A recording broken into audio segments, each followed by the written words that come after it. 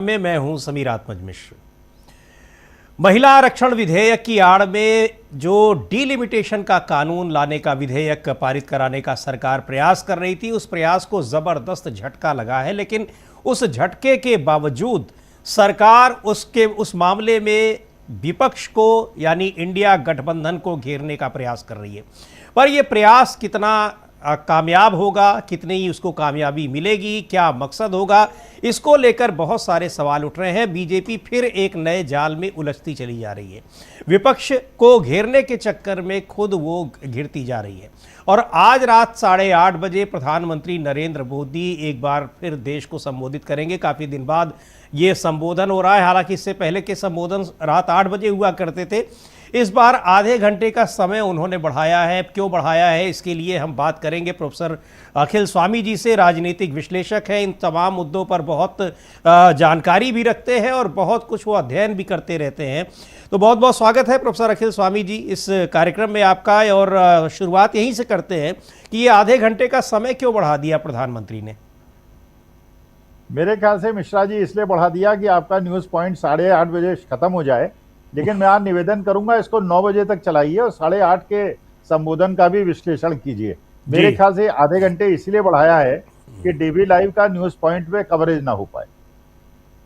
तो ये एक कारण हो सकता है। और हालांकि अभी सोशल मीडिया पे मैं देख रहा था, कुछ लोग ये भी कह रहे हैं कि 8 बजे, प्रधानमंत्री को भी मालूम है कि 8 बजे वाला जो समय है वो शायद उनके लिए शुभ नहीं है, क्योंकि 8 बजे ही नोटबंदी की घोषणा की थी, 8 बजे ही कई और उन्होंने घोषणाएं की थी, वो लॉकडाउन की भी शायद घोषणा 8 बजे ही की थी।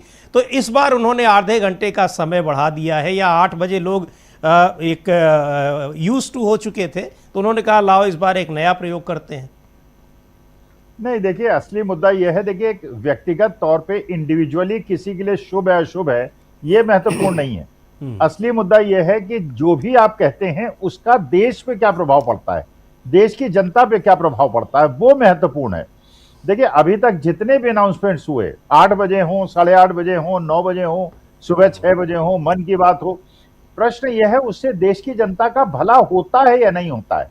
आपने जितने भी संदर्भ लिए जो 8 बजे सारे संबोधन हुए, अभी तक किसी भी विषय पे अगर आप उसका विश्लेषण कर लें तो लबोलबाब ये निकलेगा कि बिना सोचे समझे केवल देश को एक दिशा देने के लिए और पूरा नैरेटिव चेंज करने के लिए चलाया गया था।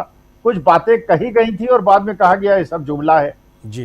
भाई आप देखिए, अब सुरेश कलमाडी के बाद में अब पता चल रहा है कोर्ट ने सब चीजों पे दोषमुक्त कर दिया, कॉमनवेल्थ गेम में सब दोषमुक्त कर दिया, 2G 3G कोलगेट सब दुनिया भर की चीजें गलत सिद्ध हो गई। तो इसका मतलब ये आप इंटेंशन से करते हैं। अब नोटबंदी का क्या फायदा देश को हुआ? मेरे ख्याल से आज देश का कोई भी मध्यम वर्ग और गरीब आदमी बता सकता है उसको फायदा किसको हुआ।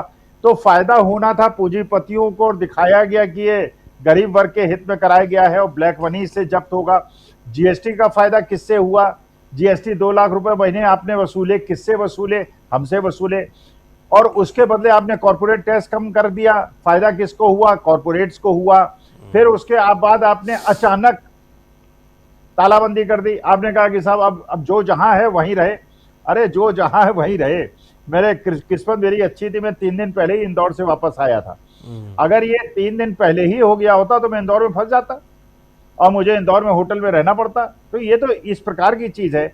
लाखों मजदूर बेचारे किस परिस्थिति में यहां से गए थे। तो प्रश्न ये नहीं है कि अखिल स्वामी के लिए क्या चीज शुभ और अशुभ है, बिल्कुल मेरे द्वारा कही गई चीज का देश पे क्या प्रभाव पड़ता है, भारत माता पे क्या प्रभाव पड़ता है, और इसका विश्लेषण करना बहुत आवश्यक है। उससे देश को फायदा हुआ या नुकसान हुआ। तो अभी तक के जितने भी निर्णय हुए हैं उनसे ये लगता है कि देश को नुकसान हुआ है। बाकी इंडिविजुअली किसी को फायदा हुआ और नुकसान हुआ वो अलग मुद्दा है। बिल्कुल। प्रोफेसर अखिल स्वामी जी, कल हम लोगों ने चर्चा की थी कि ये अचानक ये सत्र बुलाया गया, एक्सटेंड किया गया बेसिकली इस सत्र को, और इसके लिए एक्सटेंड किया गया 3 दिन का सत्र कि वो आरक्षण, महिला आरक्षण को लाएंगे। हालांकि अब महिला आरक्षण की जगह क्या लाया गया, वो डिलिमिटेशन कानून, लेकिन नाम उसको महिला आरक्षण का ही दिया जा रहा है कि कांग्रेस ने उस पर पानी फेर दिया, विपक्ष ने उस पर पानी फेर दिया। टारगेट पर मुख्य रूप से कांग्रेस पार्टी है। लेकिन हम लोगों ने कल भी ये चर्चा की थी कि इस विधेयक को तो ये फेल होना ही है, यानी ये पारित नहीं हो सकता है किसी भी तरीके से। सरकार को भी ये पता था, जाहिर सी बात है। उन्होंने कह भी दिया था प्रधानमंत्री ने कि आप अंतरात्मा की आवाज़ पर दीजिए। इन सारी चीज़ों को जानते हुए और विपक्ष ने पूरी तरीके से एक्सपोज भी कर दिया था कि आपका ये बिल लाने का मकसद क्या है, लेकिन अब जिस तरीके से सड़कों पर उतरकर और पूरा एक माहौल बनाना, कल ही से शुरुआत कर देना, क्या लग रहा है कि ये अब जिस घेरने में कामयाब हो पाएगी सरकार विपक्ष को कि आपने महिलाओं के हित में हम कुछ काम करने जा रहे थे और आपने वो काम हमको करने नहीं दिया, ये जो बताने की वो कोशिश कर रहे हैं, क्या उनको लगता है कि 12 साल के बाद उनके तमाम चीज़ों को देखते हुए आज भी देश की जनता इस बात को स्वीकार कर लेगी या महिलाएं स्वीकार कर लेंगी? अच्छा मिश्रा जी, ये बताइए 2023 में कौन सा बिल पास हुआ था? भाई रिजर्वेशन ही बिल तो पास हुआ था जी। और अपोजिशन ने कहा था कि इसमें आप 1/3 महिलाओं को दे दीजिए, तो कहा नहीं साहब, वो 2026 को होगा, 27 को होगा, उसके बाद रिजर्वेशन देंगे, मैंने 2033-34 की बात करने लगे थे जी। तो महिला रिजर्वेशन बिल तो ऑलरेडी पास था, जिसको नोटिफाई आपने परसों किया है। हाँ। नंबर 1। नंबर 2, देखिए अगर मैं देश का प्रधानमंत्री होता, मान लीजिए मैं देश का प्रधानमंत्री होता, मैं कहता महिला वंदन क्या है। देखिए मैं चिंतित उन लोगों के लिए नहीं हूं जो 50-50 लाख और 2-2 करोड़ की गाड़ियों में घूमते हैं। I don't bother for them, क्योंकि पंडित दीनदयाल उपाध्याय ने, जो आरएसएस और बीजेपी के एक प्रकार के आइडियोलॉग थे, उन्होंने ये बात कही थी जिसको मैं दोहरा रहा हूं। उन्होंने कहा था सरकार का मात्र एक काम है गरीबों को अमीरों के शोषण से बचाना। अगर मैं नारी वंदन करना चाहता तो मैं ये कहता, जैसे आज नोएडा के अंदर, भिवाड़ी के अंदर, पूरे नॉर्थ इंडिया के अंदर महिलाएं बेचारी परेशान हैं और वो कह रही हैं कि हमारा घर नहीं चल रहा है, गैस की इस कीमत पे हमारा घर नहीं चल रहा है। अगर आपको वंदन करना है, कल बिल लेके आइए कि हमारे देश की किसी भी महिला को, जो वर्कर है, उसको 20,000 रुपए महीने से कम की इनकम नहीं होगी। सबसे बड़ा वंदन तो ये है। भाई इलेक्शन कौन लड़ेगा? ठीक है, आप 500, जो आपकी 543 सीटें हैं, 1/3 रिजर्वेशन दे दीजिए। जब आप 40-50 साल वेट कर सकते हैं, जब आप 70 साल वेट कर सकते हैं, 5 साल और वेट कर लीजिए। अच्छा, फिर ओबीसी और SC ST का उसमें काउंटिंग भी हो जाएगी, उसके बाद उनका सब कैटेगराइजेशन भी हो जाएगा। तो जातीय जनगणना के बिना एक ऐसी जनगणना जो आज से 15 साल पहले हुई थी, उसके आधार पे आप ये करना चाह रहे हैं, इसका मानी आपकी इंटेंशन सही नहीं है। भाई आप ये बताइए, इलेक्शन कौन लड़ेगा? इलेक्शन तो लड़ने की हिम्मत आज के तारीख में, आज से 50 साल पहले तो ये था कि साइकिल, मैं इलाहाबाद का नॉर्थ का निवासी था, एक रामाधार यादव थे, वहां पे संसोपा के एक बार इलेक्शन जीते थे, राजेंद्र वाजपेयी के खिलाफ लड़ा करते थे। तो राजेंद्र वाजपेयी के पास था कांग्रेस की थी और ये संसोपा के थे, साइकिल में चलते थे, लेकिन एक बार इलेक्शन जीते, लोगों ने कहा भाई ऐसे सादे आदमी के लिए हमें वोट करना चाहिए। आज के तारीख में क्या ऐसा आदमी इलेक्शन जीत सकता है? जहां पैसे बांटे जाते हैं, जहां शराब बांटी जाती है, जहां करोड़ों रुपए खर्च किए जाते हैं, तो मध्यम वर्ग गरीब, तो ये कौन लोग हैं जो पैसा तो नारी वंदन का मतलब ये है कि उन देश की गरीब महिलाओं को आप सुविधाएं दीजिए, आप हॉस्पिटल के अंदर जो उनकी फैसिलिटीज होती है वो दीजिए। अगर नारी इस प्रकार से उसकी स्थिति होगी कि उसके बाद जेब में पैसा नहीं होगा और बेचारी को डिलीवरी जो है हॉस्पिटल के बाहर करनी होगी, डॉक्टर्स उसकी बात नहीं सुनेंगी, और जिस प्रकार से आपने देखा हाथरस में हुआ, जिस प्रकार से आपने देखा उन्नाव में हुआ, जैसे आपने देखा पहलवान बेटियों, तो अगर आप संवेदनशील हैं नारी के बारे में, महिलाओं के बारे में, तो उनका सम्मान कीजिए। अगर इलेक्शन लड़ने अब कर दीजिए, और चाहे उसके बाद ओबीसी और ये जातीय जनगणना करा लीजिए, जातीय जनगणना के बाद फिर अपना हो उसमें रिजर्वेशन कराइए, लेकिन साउथ की स्टेट्स के साथ अन्याय नहीं होना चाहिए, क्योंकि इसका पूरा मकसद जो समझ में आ रहा था, जो इसका इंटरप्रिटेशन था, बिल्कुल। और ये आपने देखा कि आज तेलंगाना के चीफ मिनिस्टर ने भी प्रेस कॉन्फ्रेंस की, स्टालिन ने भी प्रेस कॉन्फ्रेंस की। तो जो साउथ की स्टेट्स हैं इस बात से आशंकित हैं कि भारतीय जनता पार्टी अपने फायदे के लिए, इलेक्शन के अलावा उनको कोई चीज सूझती नहीं है, अगला इलेक्शन जीतने के चक्कर में कि भैया 2034 तक कौन वेट करे, 2029 ही के जीतने की व्यवस्था कर लो, उत्तर प्रदेश बिहार में सीटें बढ़ा दो, नॉर्थ ईस्ट की कम कर दो, साउथ की कम कर दो, लेकिन इससे देश की एकता और अखंडता पे खतरा पैदा होता है। इसलिए हम लोगों की यह मांग है कि सामाजिक न्याय भी होना चाहिए, महिलाओं को भी न्याय होना चाहिए, लेकिन परिवार में जो सबसे ज्यादा महंगाई का और इनकम कम होने का बोझ पड़ता है वो महिलाओं पे पड़ता है, क्योंकि वो घर चलाती हैं, वो गृह लक्ष्मी होती हैं, वो एक तरह से घर की व्यवस्था को संभालती हैं। अगर उनको आप देख रहे होंगे वीडियो, पता नहीं कितनी वीडियोस आ रही यूट्यूब की तारीख में, ये महिलाएं बेचारी परेशान है। अच्छा, उनको फिर आप जो है नौकरी से निकाल रहे हैं, फिर उनको फैक्ट्री बुला के पुलिस को सौंप दे रहे हैं, फिर उनका पता नहीं चला। तो नारी वंदन का मतलब ये होता है कि नारी को सम्मान दो। बिल्कुल, सम्मान दो। वंदना करने से अच्छा है कि आप उनकी पूजा करें या ना करें, उसकी उनको ज़रूरत नहीं है, लेकिन हाँ, उनको अधिकार चाहिए, जो उनका अधिकार है, बराबरी का अधिकार चाहिए, वो महत्वपूर्ण होता है। ये सर एक चीज़ ये बताएं कि जब ये बिल्कुल सही बात है कि आप उसको पहले ही आप उस विधेयक को ला चुके हैं, वो बाकायदा कानून बन चुका है। यहाँ बीजेपी ये क्यों चाह रही है? ये चाह ही रही थी कि वो 850 सीट 543 पर आरक्षण नहीं करेगी, 850 पर कर देगी। उसके बाद उसको ये पता भी था कि इसको लेकर दक्षिण भारत में क्या कुछ होगा, क्योंकि उसकी जो पृष्ठभूमि है पहले तैयार हो चुकी थी। जब ये आशंका जताई जा रही थी कि विधेयक आ सकता है कुछ महीने पहले, तब दक्षिण भारत के राज्यों ने उसका विरोध किया था, तो इस बात का उसको एहसास था। 543 पर आप आरक्षण नहीं दे सकते हैं, जिसके लिए विपक्ष कह रहा है आप उसको 850 करने के बाद ही आप उस पर आरक्षण देंगे। बीजेपी ये कैसे मानकर चल रही है कि उसकी ये बातें देश की जनता और खासकर महिलाएं वो स्वीकार कर लेंगी कि हाँ, बीजेपी ही सही कह रही है, विपक्ष गलत कह रहा है? जबकि पिछले फिर मैं वो कहूंगा कि 12 साल से उनको ये पता है कि सरकार क्या कह रही है और विपक्ष क्या कह रहा है। देखिए, इसका एक सूत्र मिश्रा जी और है जी।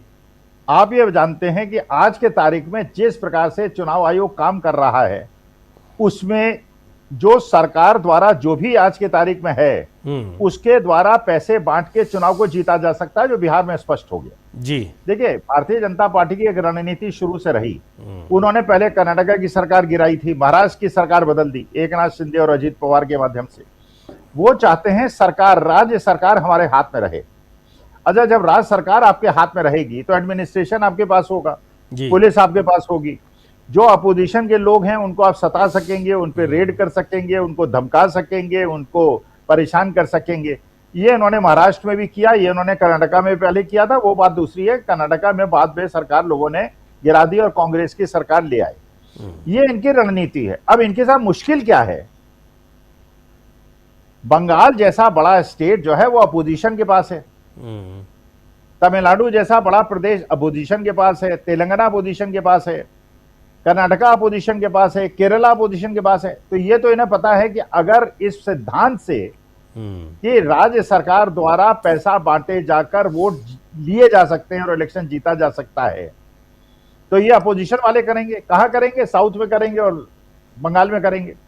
लेकिन यूपी में तो इन्हीं की सरकार है ना, बिहार में तो इन्हीं की सरकार है, राजस्थान में, मध्य प्रदेश में, गुजरात में इन्हीं की सरकार है ना। तो अगर इलेक्शन चलते हुए ये पैसा बांटेंगे और उसके बाद बांटना बंद कर देंगे तो किसको फायदा होगा? भारतीय जनता पार्टी को फायदा होगा। तो इन्होंने कहा कि चाहे अखिलेश यादव जितना भी पीडीए चला दें, कितना भी वोट करने की व्यवस्था कर लें, जब एक गरीब आदमी को जिसने 1000 रुपए एक साथ ना देखे हों, उसे 10-10 हजार रुपए अगर इलेक्शन के पहले मिल जाएंगे और खाने के लिए उसको अच्छा मिल जाएगा और दारू की बोतलें मिल जाएंगी, तो अपना वोट बेचारा न चाहते हुए भेज देगा। उसे कहां देश के सिद्धांतों का मतलब है? उसे तो अपने पेट भरने से मतलब है। तो गरीबी भी एक प्रकार से राजनीतिज्ञों के लिए फायदे का सौदा है। जितनी ज्यादा गरीबी होगी उतना ज्यादा एक्सप्लॉयटेशन कर पाएंगे। तो इन्होंने ये देखा कि क्योंकि ये साउथ के और नॉर्थ ईस्ट के जो बंगाल जैसी स्टेट्स हैं, ये अपोजिशन के पास हैं और वो इस सिद्धांत का फायदा उठा सकते हैं। जैसे 1500 रुपए ममता दीदी देती हैं। मैं बंगाल गया, आपको विश्वास नहीं होगा, अगर आप कलकत्ता गए, पहली बार मैंने वो हावड़ा ब्रिज के उसमें स्टीमर से क्रॉस किया, आने जाने का खर्चा 1.5 घंटे में 40 मिनट गया और 40 मिनट आया, आने जाने का खर्चा 7 रुपए। हमें आश्चर्य हुआ, हमने कहा यार ये 7 रुपए कह रहे हैं साहब, ये दीदी का कमाल है, यहाँ पे हर चीज सस्ती है, कंट्रोल है सरकार का। आज भारतीय जनता पार्टी की सरकार आ जाएगी, ये प्राइवेटाइज कर देंगे उसको, एक आदमी को 100 रुपए टिकट देना पड़ेगा। हर चीज को ये एक्सप्लॉइट करेंगे, कमर्शियली एक्सप्लॉइट करेंगे। तो ममता ने वो किया नहीं। तो प्रश्न ये है कि ये हर स्टेट को अपने पास इसलिए रखना चाहते हैं कि एक तो सेंटर की सीबीआई ईडी इनके पास है, फिर स्टेट की पुलिस भी इनके साथ हो जाएगी। तभी इन्होंने ममता बनर्जी के जितने भी अफसर थे उनको ट्रांसफर कर दिया, डीजी को, डीजी पुलिस को, चीफ सेक्रेटरी को अपने लोग बिठा दिए। उन्होंने कहा कि यार हमारे अधिकारी रहेंगे और वो अपने हिसाब से काम करेंगे। अभी जैसे आप दिखा रहे थे अपने इसी में नीचे कि भाई सेंट्रल रिजर्व पुलिस के जो लोग हैं और बीएसएफ और सीआरपीएफ के लोग हैं वो बीजेपी के हैंडआउट्स बांट रहे हैं जी। अब बड़ा आरोप लगाया है ये तृणमूल कांग्रेस ने, इसको लेकर चिट्ठी भी लिखी है मुख्य चुनाव आयुक्त को। हालांकि मुख्य चुनाव आयुक्त विपक्ष की चिट्ठियों को देखते भी हैं कि नहीं, इस पर भी बहुत सारे सवाल हैं, लेकिन लिखी तो है उन्होंने।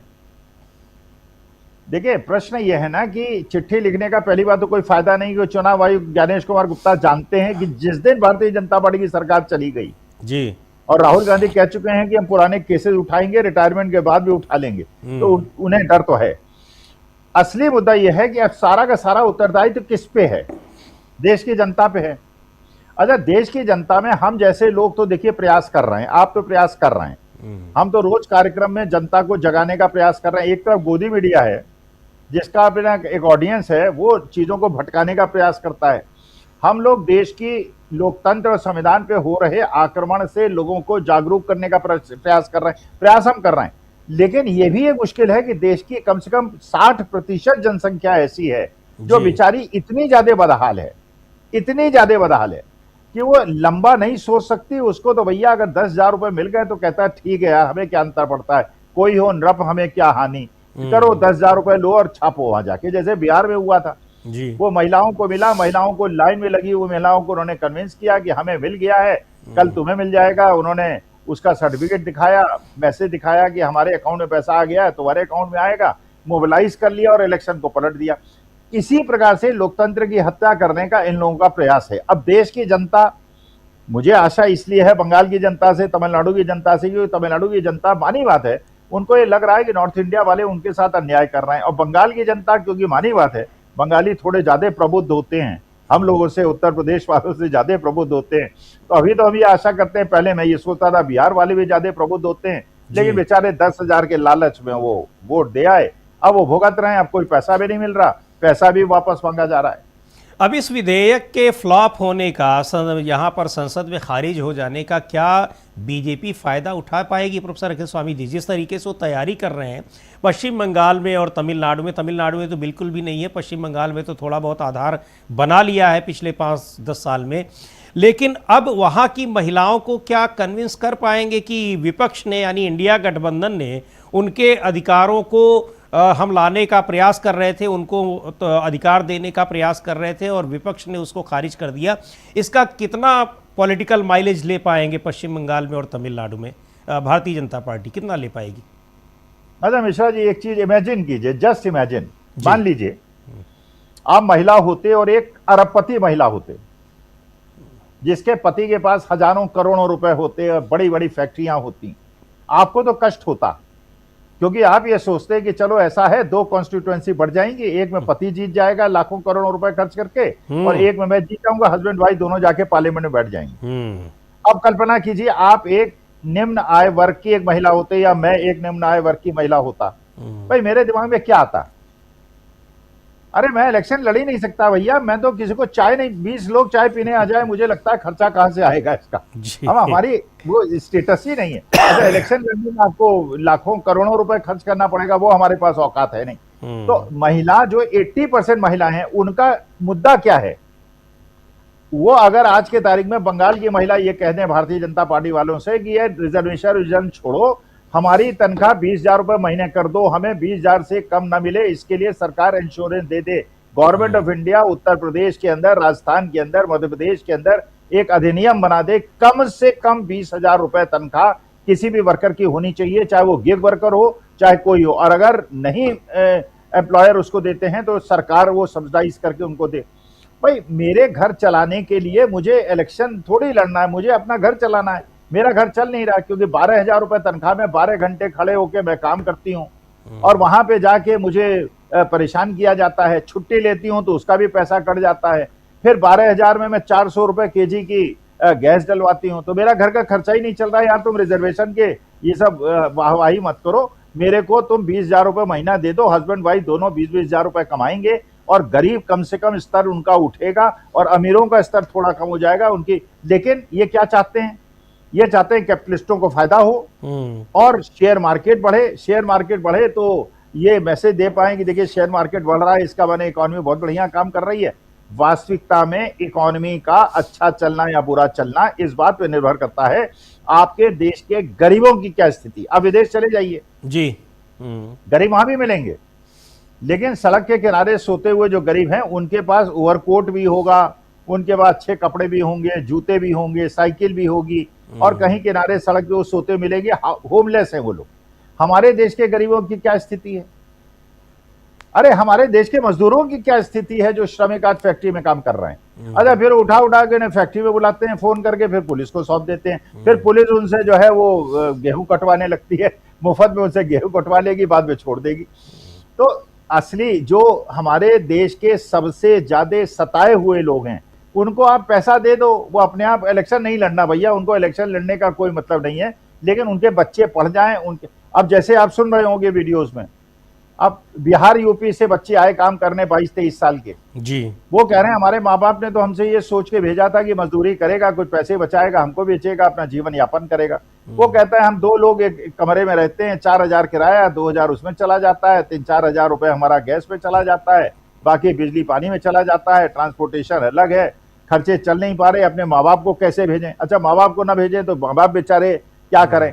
तो ये जो व्यथा है, ये जो नारी वंदन, और वास्तविकता में अगर आप गरीबों के बारे में नहीं सोच रहे हैं जी। तो ये इलेक्शन कौन लड़ेगा? ठीक है, आप 1,000 सीट कर दीजिए, 2,000 सीट कर दीजिए, लेकिन साउथ के साथ अन्याय इसलिए मत कीजिए कि उन्होंने वहां पे पॉपुलेशन कंट्रोल किया है, पॉपुलेशन कंट्रोल करने का उन्हें नुकसान ना हो, क्योंकि साउथ में अगर ये फीलिंग चली गई कि नॉर्थ उनके साथ अन्याय कर रहा है तो देश के एकता अखंडता पे बहुत बड़ा खतरा पैदा हो जाए। बिल्कुल पैदा हो गया, और इसी को लेकर चिंतित है पूरा विपक्ष, इस बात को लेकर चिंतित है। और बीजेपी सीधे तौर पर जो उसका अपना स्वार्थ दिखाई पड़ रहा है कि दक्षिण भारत में वो मजबूत नहीं है, और जहां मजबूत है वहां वो अपनी सीटें बढ़ा लेना चाहती है।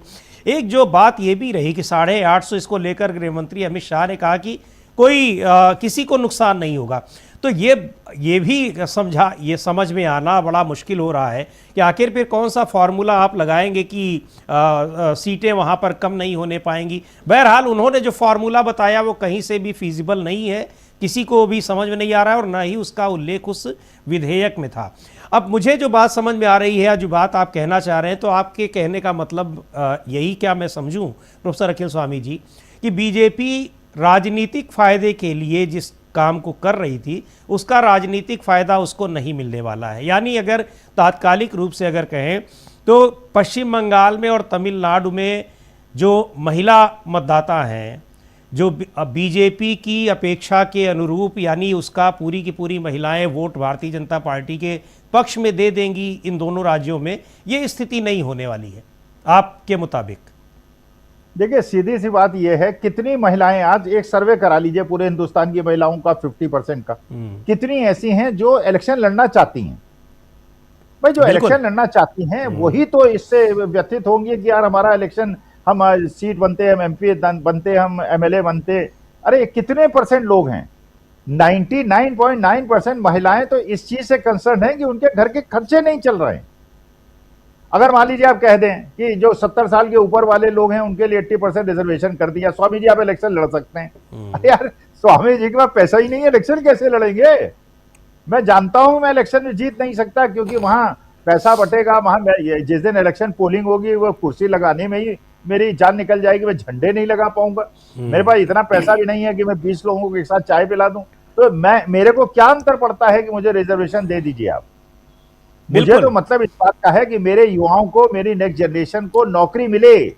आपने कहा था 2 करोड़ नौकरी पर ईयर देंगे, आपने दी क्या? आप ब्लैक मनी लेके आएंगे, स्विस बैंक से पैसा लाएंगे, आपने किया क्या?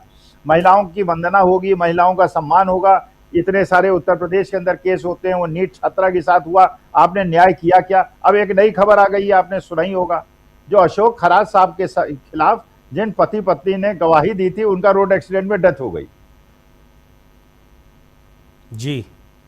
अब बताइए, जो वो एक मोहनलाल धाकड़ थे, भारतीय जनता पार्टी के बड़े नेता मध्य प्रदेश के, वो क्या करते हुए पाए गए थे? अब क्योंकि वो महिला पति पत्नी ने गवाही देनी थी इसलिए उनका एक्सीडेंट हो गया, वो मर गए।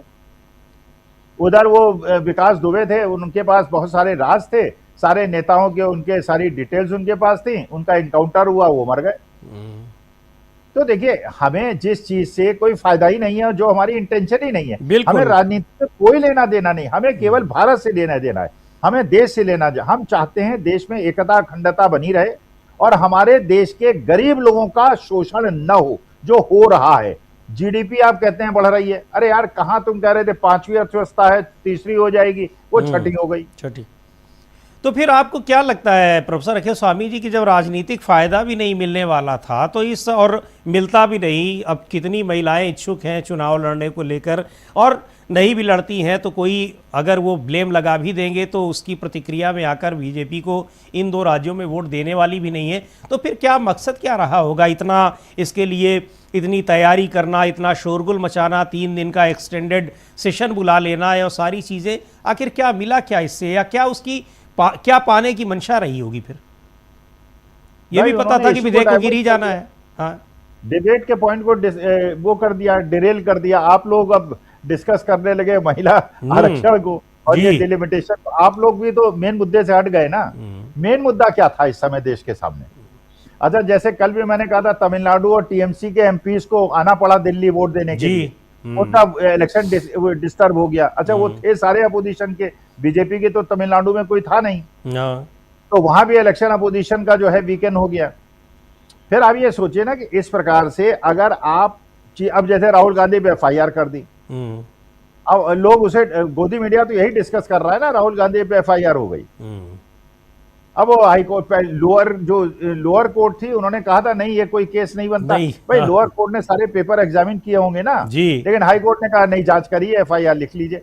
अच्छा, वहां पे हेमंत बिस्वा शर्मा के खिलाफ पवन खेड़ा आरोप लगाते हैं तो पवन खेड़ा के खिलाफ एफआईआर हो जाती है। और यहाँ पे जो जिसपे आरोप लगाते हैं वो कौन कर रहा है?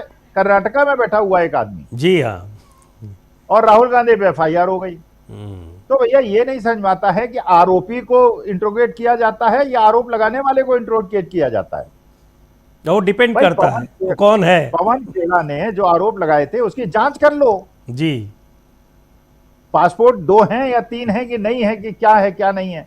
लेकिन अच्छा, ये केस चल रहा है राहुल गांधी 15, लेकिन उन्होंने डाइवर्ट कर दिया। अब इशू गोदी मीडिया को दे दिया, यार अब तुम केवल बाकी सब छोड़ो, ये मजदूर छोड़ो यार, ये तो गरीब लोग हैं, तो बेचारे कुछ नहीं, फैक्ट्री में 10,000 नहीं 8,000 में काम करने आएंगे, इनको पेट भरना है, कीड़े मकोड़े ज्यादा इनकी औकात नहीं है, इसलिए तुम जो है अब ये राहुल गांधी पे डिस्कस करो। बिल्कुल सही आप कह रहे हैं कि यहाँ पर 3 दिन तो इस तरह से काटा है और अब आज 8:30 बजे का काउंटडाउन चल रहा है मीडिया में, उसके बाद अब 2-4 दिन ये प्रदर्शन चलेंगे। इसका मतलब जो तमाम ज़रूरी मुद्दे थे उन मुद्दों से कम कुछ दिन तो ध्यान लोगों का भटका रहेगा। लेकिन फिर बात वही आती है कि ध्यान भटकाने की आप कोशिश करते हैं, लेकिन लोगों का ध्यान मुख्य मुद्दों की, जो ज़रूरी मुद्दे हैं, अहम मुद्दे हैं, उनसे डिगता नहीं है। कल भी एक चर्चा हुई, राहुल गांधी ने एक नंबर का जिक्र किया, 16 नंबर का जिक्र किया, और आज मैं देख रहा हूँ सोशल मीडिया में जब 8:30 बजे की बात आ रही है तो कुछ लोग कह रहे हैं कि 8 बजे का समय इसलिए नहीं रखा गया कि ये 16 का आधा अंक होता है। लोग अपने अपने ढंग से अर्थ निकालते हैं। अब ये 16 का क्या मतलब है और 8 बजे से टाइम बढ़ाकर 8:30 बजे का क्या मकसद है? लेकिन जी कुछ कहना चाह रहे हैं सर आप? ये एब्सटीन और 16 का कोई संबंध होगा, कोई तालमेल होगा जी, इसीलिए राहुल गांधी ने कहा लोगों को पता है, जिसको नहीं पता है तो आप पता करिए। लेकिन ये बहुत महत्वपूर्ण बात है कि यहाँ कुछ मुद्दों से ध्यान भटकाने के लिए देश पर कितना आर्थिक बोझ डालने का ये प्रयास किया गया। 3 दिन तक पूरा सिस्टम उसी में इन्वॉल्व रहा, संसद के लाखों रुपया का खर्च होता है एक दिन का। पर इन सब चीज़ों से सरकार को क्या करना है? माना तो यही जाए, और अब सड़कों पर उतरकर विपक्ष को गालियां देना या विपक्ष को कोसना, ये काम होगा अगले कुछ दिन तक। हालांकि उसका भी कुछ राजनीतिक लाभ मिलने की कोई संभावना दूर दूर तक नहीं है, लेकिन कोशिश तो की ही जा रही है। बहुत बहुत शुक्रिया प्रोफेसर। हाँ मिश्रा जी, मैं ये कहता हूं अपोजिशन को, आज जैसे प्रियंका गांधी ने प्रेस कॉन्फ्रेंस की, अपोजिशन की तरफ से प्रेस कॉन्फ्रेंसेस करके डिमांड होनी चाहिए देश के अंदर सारी महिला मजदूरों को कम से कम 20,000 रुपए महीने मिले।